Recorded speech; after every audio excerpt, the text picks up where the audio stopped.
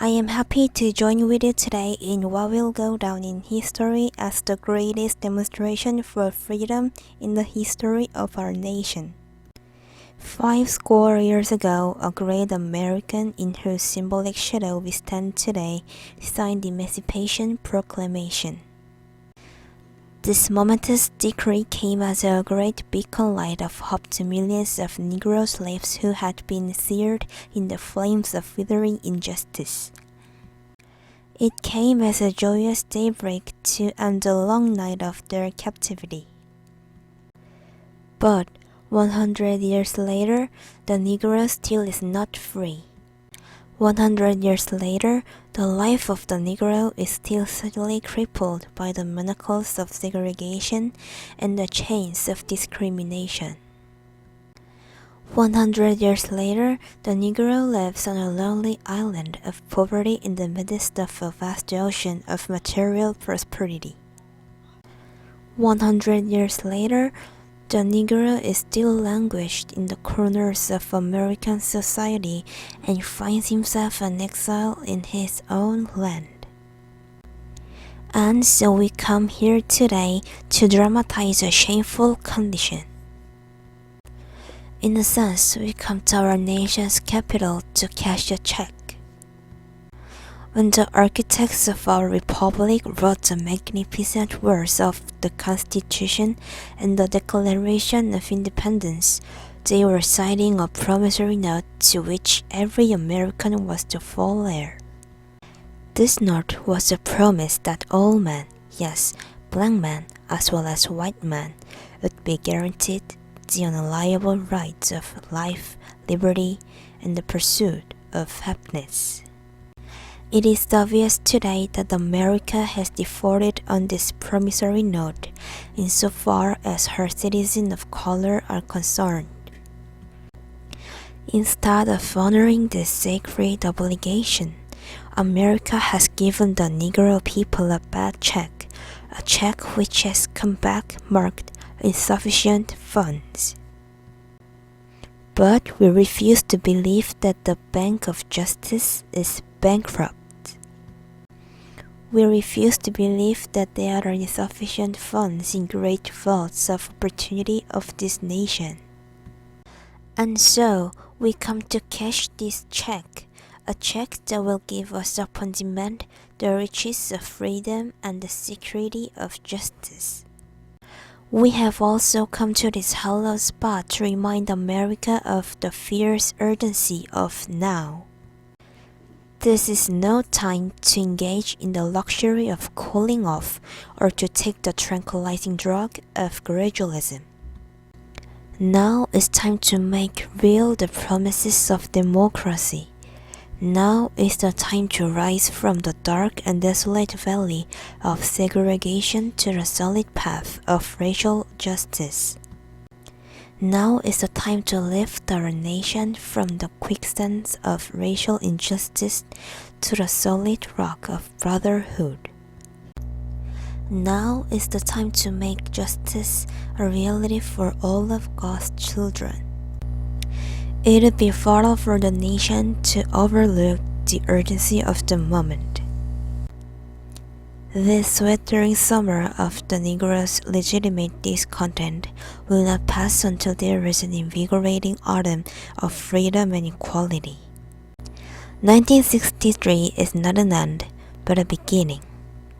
And those who hope that the Negro needed to blow off steam and will not be content will have a rude awakening if the nation returns to business as usual. And there will be neither rest nor tranquility in America until the Negro is granted his citizenship rights. The whirlwinds of revolt will continue to shake the foundations of our nation until the bright day of justice emerges. But there is something that I must say to my people who stand on the warm threshold which leads into the place of justice. In the process of gaining our rightful place, we must not be guilty of wrongful deeds. Let us not seek to satisfy our thirst for freedom by drinking from the cup of bitterness and hatred. We must forever conduct our struggle on the high place of dignity and discipline. We must not allow our creative protest to degenerate into physical violence. Again and again, we must rise to the majestic heights of meeting physical force with soul force.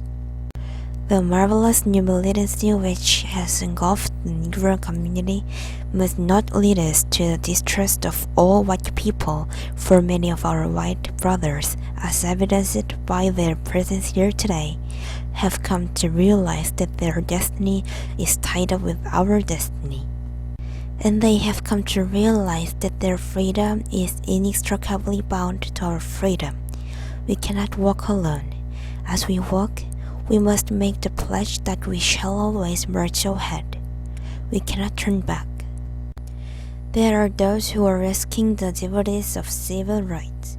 When will we be satisfied? We can never be satisfied as long as the Negro is the victim of the unspeakable horrors of police brutality. We can never be satisfied as long as our bodies, heavy with the fatigue of travel, cannot gain lodging in the motels of highways and the hotels of the cities. We cannot be satisfied as long as the Negro's basic mobility is from a smaller ghetto to a larger one. We can never be satisfied as long as our children are stripped of their selfhood and robbed of their dignity by a sign stating "for whites only." We cannot be satisfied as long as a Negro in Mississippi cannot vote and a Negro in New York believes he has nothing for which to vote. No, we are not satisfied, and will not be satisfied until justice rolls down like waters and righteousness like a mighty stream. I am not mindful that some of you have come here out of great trials and tribulations. Some of you have come fresh from narrow jail cells. And some of you have come from areas where your quest for freedom left you battered by the storms of persecution and staggered by the winds of police brutality. You have been the veterans of creative suffering. Continue to work with the faith that unearned suffering is redemptive. Go back to Mississippi. Go back to Alabama. Go back to South Carolina. Go back to Georgia. Go back to Louisiana. Go back to the slums and ghettos of our northern cities, knowing that somehow the situation can and will be changed. Let us not wallow in the valley of despair. I say to you today, my friends. And so, even though we face difficulties of today and tomorrow, I still have a dream. It is a dream deeply rooted in the American dream. I have a dream that one day this nation will rise up and live out the true meaning of its creed. We hold this truth to be self-evident, that all men are created equal. I have a dream that one day, on the red hills of Georgia, the sons of former slaves and the sons of former slave owners will be able to sit down together at the table of brotherhood. I have a dream that one day even the state of Mississippi, a state sweltering with the heat of injustice, sweltering with the heat of oppression, will be transformed into an oasis of freedom and justice. I have a dream that my 4 little children will one day live in a nation where hate will not be judged by the color of their skin but by the contents of their character. I have a dream today. I have a dream that one day, down in Alabama, with its vicious racists, with its governor having his lips dripping with the words of interposition and nullification. One day right there in Alabama, little black boys and black girls will be able to join hands with little white boys and white girls as sisters and brothers. I have a dream today. I have a dream that one day every valley shall be exalted, and every hill and mountain shall be made low, the rough places will be made plain, and the crooked places will be made straight. And the glory of the Lord shall be revealed, and all flesh shall see together. This is our hope, and this is the faith that I go back to the south with. With this faith, we will be able to hew out of the mountain of despair a stone of hope. With this faith, we will be able to transform the jangling discourse of our nation into a beautiful symphony of brotherhood. With this faith, we will be able to work together, to pray together, to struggle together, to go to jail together, to stand up for freedom together, knowing that we will be free one day. This will be the day when all of God's children will be able to sing with new meaning. My country, 'tis of thee, sweet land of liberty, of thee I sing. Land where my fathers died, land of the pilgrim's pride. From every mountainside, let freedom ring. And if America is to be a great nation, this must become true. And so let freedom ring from the prodigious hilltops of New Hampshire. Let freedom ring from the mighty mountains of New York. Let freedom ring from the heightening Alleghenies of Pennsylvania. Let freedom ring from the snow-capped Rockies of Colorado. Let freedom ring from the curvaceous slopes of California. But not only that, let freedom ring from Stone Mountain of Georgia. Let freedom ring from Lookout Mountain of Tennessee. Let freedom ring from every hill and molehill of Mississippi. From every mountainside, let freedom ring.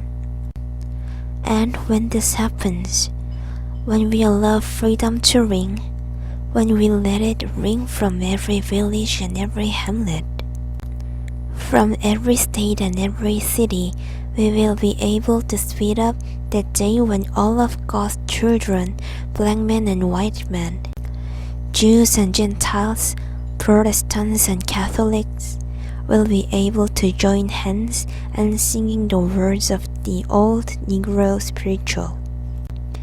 Free at last, free at last. Thank God Almighty, we are free at last.